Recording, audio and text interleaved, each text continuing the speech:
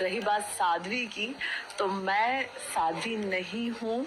मुझे जो साध्वी का टैग दिया गया है, टाइटल दिया गया है, ये मुझे लगता है कि अभी मुझे देना उचित नहीं है, क्योंकि मैं ना उस जर्नी पे हूँ। अभी मैंने ऐसा कुछ सोचा भी नहीं है, मेरे गुरुदेव की आज्ञा भी नहीं है, तो अभी कुछ भी नहीं है। जो साध्वी बनने के लिए एक कठोर तपस्या से व्यक्ति को गुजरना पड़ता है। एक नॉर्मल इंसान से साध्वी तक का जो सफर है ना, वो इतना ईजी नहीं है कि आपने सिर्फ नाम देने से कोई साध्वी बन जाए, ऐसा पॉसिबल बिल्कुल भी नहीं है। तो ना मेरा कोई संस्कार हुआ है, ना मैंने साध्वी के लिए कोई साधना की है, कोई तपस्या की है, ना दीक्षा ली है। तो अभी मेरी सिर्फ नॉर्मल एक गुरु दीक्षा हुई है, मंत्र दीक्षा हुई है, और मैं उसी को फॉलो कर रही हूँ। जब आप घर से निकले सब छोड़कर, यहाँ आपने कुछ सोचा होगा कि नहीं, अब जो बाहरी दुनिया है या दिखावट है, इसे त्यागना है। चूंकि आप फ्रीलांसर भी रह चुकी हैं, एज ए मॉडल भी काम कर चुकी हैं, और भी कई सारी चीजें आप कर चुकी होंगी। एकदम से ऐसा क्या ख्याल आया कि अब ये सब छोड़ के, अब मुझे ये जो आडंबर की दुनिया है, ये सब त्याग करके मुझे इस तरफ आगे बढ़ना चाहिए? देखिए, ये चीज ना मैं लाइक लास्ट 5 सालों से मैं थोड़ा थोड़ा सा टर्न मार रही थी। उस लाइफ को साइड थोड़ा थोड़ा कर रही थी, इस लाइफ की तरफ टर्न थोड़ा थोड़ा कर रही थी। बट लास्ट 2 साल में आई थिंक लाइफ बहुत ज़्यादा डाइवर्ट हुई है। मैं बहुत ज़्यादा शिव की भक्ति में रम गई हूँ। फिर मुझे मेरे गुरुदेव का भी सानिध्य मिला, और उनके सानिध्य के साथ फिर मुझे लगता है कि मैं और ज़्यादा, जो मेरे माइंड में क्वेश्चंस थे, जो एक होता ना कि हम नॉर्मल पर्सन है, हम एक साधारण मनुष्य है, हमारे दिमाग में बहुत सारे सवाल रहते हैं, बहुत सारी चीज़ें हम जानना चाहते हैं, एक उत्सुकता रहती है। वो कहीं ना कहीं धीरे धीरे गुरुदेव ने मुझे बहुत सारी चीज़ें सिखाई है, समझाई है, मेरे सवालों को शांत किया है। तो जब आप धीरे धीरे चीज़ों के बारे में जानने लगते हो, उनकी थोड़ी थोड़ी गहराई में थोड़ा थोड़ा सा उतरने लगते हैं, तो आप उसमें उतना इन्वॉल्व फील करते हैं। बहुत कम उम्र में ये सारी बाहरी जो चीजें हैं, दुनिया है, इसे त्याग देना, इस तरफ चल पड़ना, ये जो आप शुरू कर रही हैं, जिस तरफ आगे बढ़ रही हैं, ये कहीं ना कहीं आज के युवा के लिए भी बहुत सारे मैसेज देगा। आखिर आप क्या मैसेज देना चाहेंगे अपनी तरफ से? देखिए, मुझे लगता है मेरा, जब मैं सोशल मीडिया पे लास्ट 2 साल में वीडियोस बना रही थी, और मैं मोस्टली धर्म से जुड़ने के लिए, उसके बारे में बताने के लिए, अपनी संस्कृति के बारे में बताने के लिए मैं लोगों को बहुत ज़्यादा प्रेरित कर रही थी। तो अब मुझे लगता है कि लोग उसको समझ पा रहे हैं, लोग उसको जानना चाह रहे हैं। और अब सबसे ज़्यादा खुशी की बात यह है कि हमारे देश में ही नहीं, बल्कि विदेशों में भी अब सनातन धर्म की एक लहर चल रही है। लोग वहाँ पे भी विदेशी उससे जुड़ना चाहते, उसे समझना चाहते, उसमें इन्वॉल्व होना चाहते। वरना यूं ही नहीं महाकुंभ, इस भव्य कुंभ में इतने विदेशी श्रद्धालुओं की भीड़ होती। आपने कई बार देखा होगा, इस राह पे चलते हैं तो अड़चने काफी सारी आती हैं। जरूरी नहीं है कि घर परिवार वाले हमारे सपोर्ट में खड़े हों, हमारे दोस्त हमारे सपोर्ट में खड़े हों। आपको कैसी अड़चने आई, या वाकई में परिवार भी आपके साथ है कि नहीं, तू कर, हम तेरे साथ हैं? नहीं, मैं इस चीज़ में बहुत भाग्यशाली हूँ, बहुत लकी हूँ कि मेरी फैमिली हमेशा, जब मैं अपने प्रोफेशनल लाइफ भी जी रही थी और आज मैं इस अध्यात्म की राह पे भी हूँ, मेरी फैमिली ने मुझे हर जगह बहुत सपोर्ट किया है। इनफैक्ट मेरे बहुत क्लोज कुछ फ्रेंड्स हैं जो मुझे बार बार यही समझा रहे हैं कि देखो, जितने भी नेगेटिव कमेंट्स चल रहे हैं, नेगेटिव चीज़ें चल रही हैं, ट्रोलिंग चल रही है, उसको बिल्कुल तुम देखो ही मत, क्योंकि लोगों का काम है कुछ, आप अच्छाई की राह पे आगे बढ़ते हो तो लोग पीछे थोड़ा तो खींचते ही हैं। तो मेरे जितने अपने हैं वो सब मुझे हर तरीके से सपोर्ट कर रहे हैं। घर परिवार आपका भोपाल में ही है? हाँ जी। झांसी में भी आप रही। भोपाल से कैसा आपका जुड़ाव है? भोपाल जाती रहती होंगी, कैसा लगता है? और भोपाल से जोड़ करके बाकी सारी चीजें देखें, वहाँ के लोगों के लिए कोई मैसेज?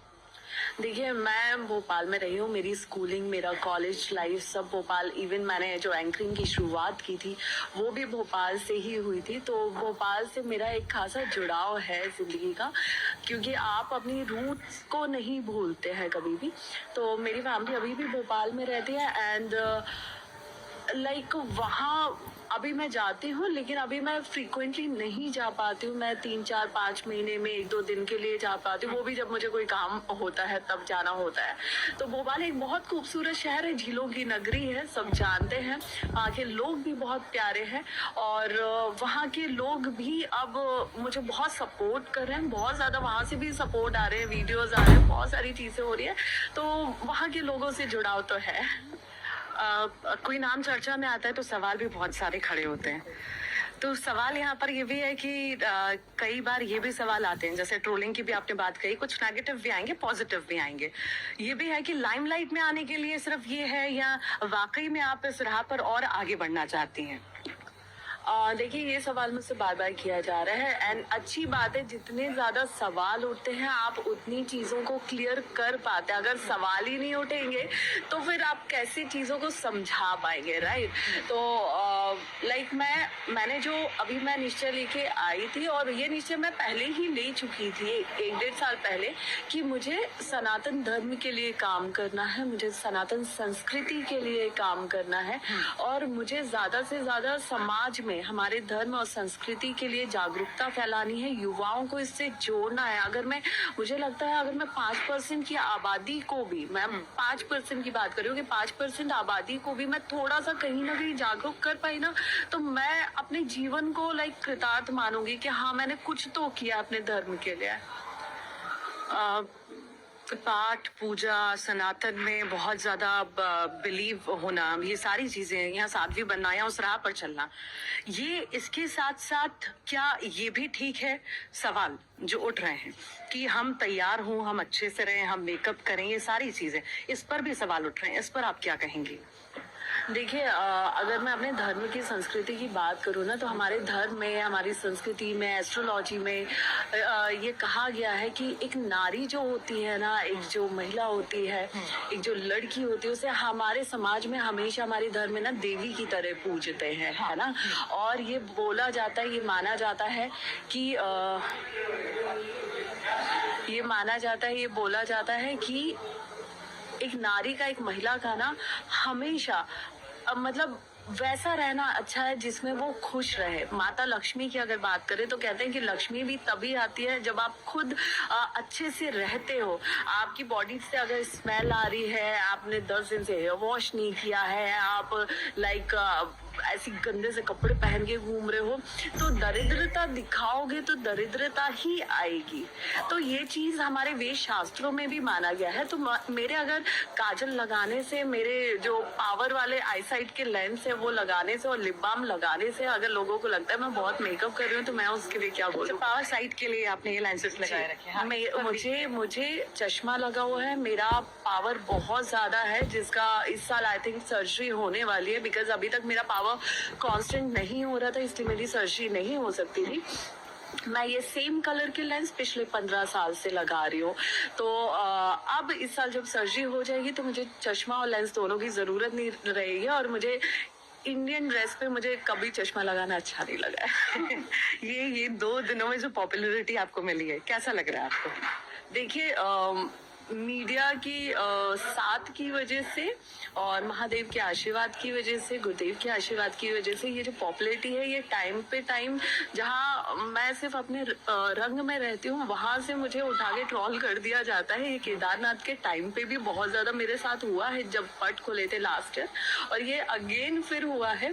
तो मैं इसे कहीं ना कहीं बहुत पॉजिटिव तरीके से ले रही हूँ, क्योंकि कहते हैं कि महादेव की इच्छा के बिना ना इस ब्रह्मांड में पत्ता भी नहीं हिल सकता, हवा भी नहीं चल सकती। तो ये जो कुछ भी हो रहा है उन्हीं के आशीर्वाद, उन्हीं की कृपा से हो रहा है, तो ये बुरा तो हो ही नहीं सकता। सुंदरता पर बहुत चर्चाएं आपकी हो रही है, नाक, नक्श, आंखें, सब कुछ, हर जगह कि बहुत सुंदर है, बहुत सुंदर है। यहाँ पर महाकुंभ में जो साध्वी आई है, नई, हालांकि आपने क्लियर कर दिया अभी मैं साध्वी बनने की राह पर हूँ, साध्वी नहीं बन रही हूँ। सुंदरता को लेकर के क्या कहेंगी? देखिए, सुंदरता, ये मुझे नहीं पता था कि मैं इतनी भी कोई खास अच्छी हूँ, जितना मुझे मीडिया के थ्रू और सोशल मीडिया के थ्रू पता चल रहा है। तो ये अच्छा भी है, लेकिन मुझे लग रहा है मुझे नजर भी लग रही है। ईश्वर की ये भी कृपा है कि कटकाठी नाक नक्श सब कुछ अच्छा दिया, सब उसी के लिए शुक्रगुजार हैं आप। बिल्कुल, मैं पूरी तरह से महादेव की, गुरुदेव की, हर चीज में मेरे माता पिता की शुक्रगुजार हूँ कि आज मैं जहाँ भी हूँ, जैसी भी हूँ, जिस तरीके से हूँ और जैसे लोग मुझे देख रहे हैं, मेरी प्रशंसा कर रहे हैं, ये सब इनके बिना अधूरा रहता, होता ही नहीं ना। अब क्या लग रहा है आने वाले समय में कितना चैलेंजिंग रहने वाला है आने वाला समय आपका?